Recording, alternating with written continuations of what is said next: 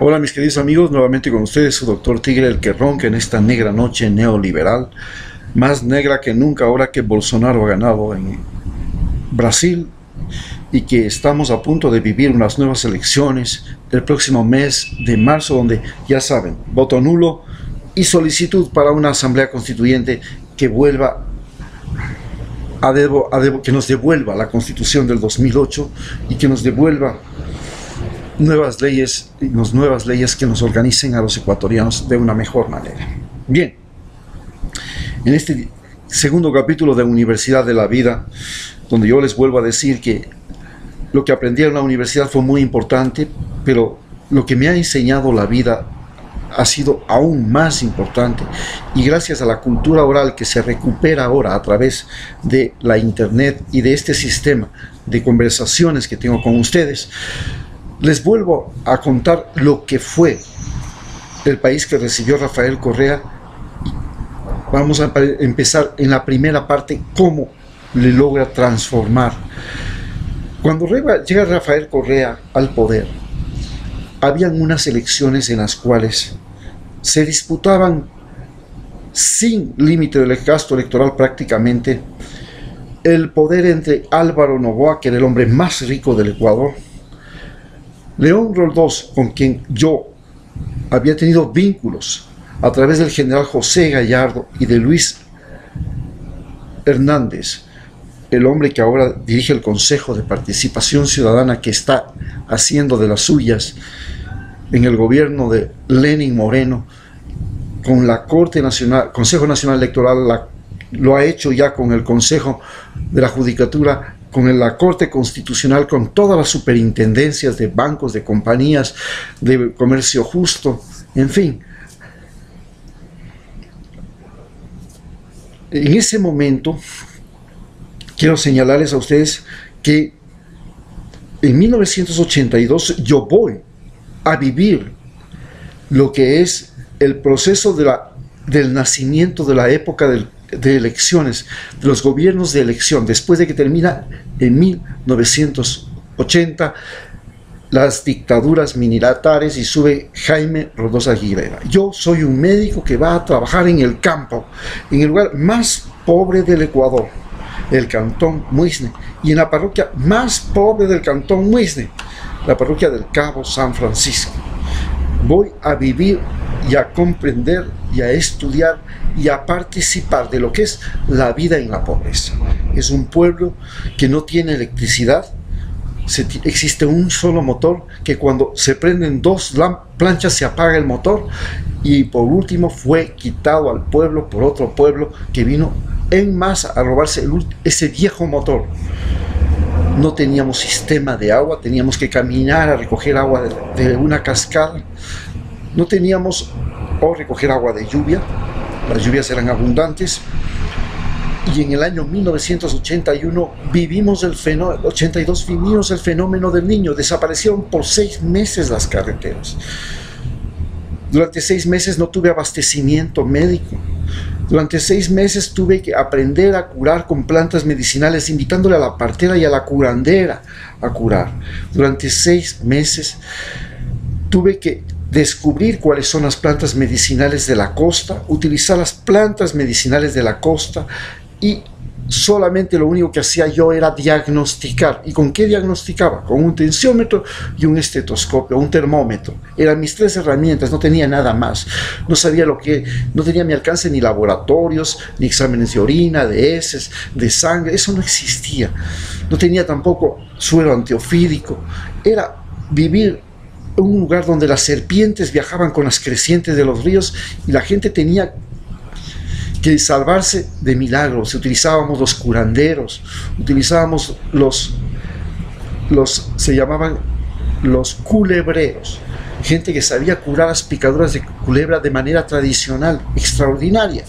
Esos eran los que nos ayudaban. Se atendían los partos en la casa. Bueno, todo era un desastre. La educación se suspendía. Las huelgas de los colegios empezaban todos los meses de mayo y duraban 1 o 2 meses, porque los profesores no empezaban a trabajar si no tenían alzas salariales, pagos retrasados, etcétera, etcétera. Y luego, lo mismo pasaba en la sierra. No habían escuelas y colegios porque el MPD, dueño de la educación, empezaba la educación en la sierra en octubre, y desde octubre, noviembre hasta diciembre prácticamente era solo huelgas, y recién en diciembre empezaban las clases que duraban.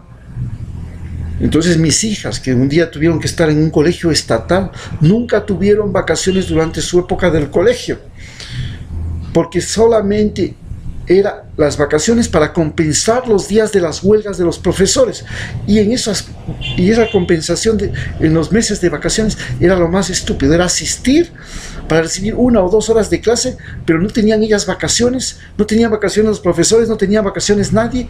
Era un desastre, un desastre, un desastre la educación de Ecuador. No se diga la salud era la peor. Cuando nosotros éramos médicos, ya les digo, no teníamos abastecimientos.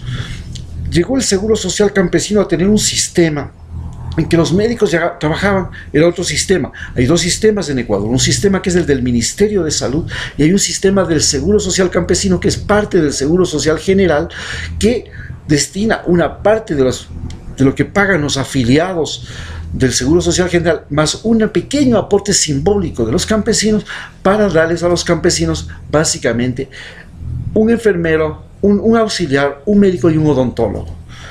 Pero este sistema era tan desastroso que los médicos cobraban el salario entero, movilizaban a todo el país, hacían huelgas, hacían protestas y trabajaban solo 4 horas diarias, pero cobraban por 8. El auxiliar, el médico y el odontólogo, todos eran pillos. Sin embargo, estas continuas movilizaciones para luchar por la salud por parte del Seguro Social Campesino y la numerosa inscripción de afiliados del Seguro Social Campesino, porque el Seguro Social Campesino atendía en las zonas donde no podía llegar el Ministerio de Salud, y el Ministerio de Salud llegaba solo hasta los cantones, pero más allá de los cantones le tocaba al Seguro Social Campesino. Y el Ecuador en ese momento era un país rural, la mayor población estaba en los campos. Estamos hablando de 1980, cuando comienza el Seguro Social Campesino. Empezó en 1964, pero la gran expansión se produce cuando llega Roldós al poder. Y entonces, cuando llega Roldós, gran parte del presupuesto se lo destina también al Seguro Social Campesino. Y este Seguro Social Campesino se propaga por todas las parroquias del país. Tenía que estar a un mínimo de 8 kilómetros de un centro de salud del Ministerio de Salud. Y el Seguro Social Campesino ofrecía la ventaja de que daba a los campesinos una jubilación simbólica también, pero algo significaba, porque en el campo realmente los campesinos no vivían la pobreza.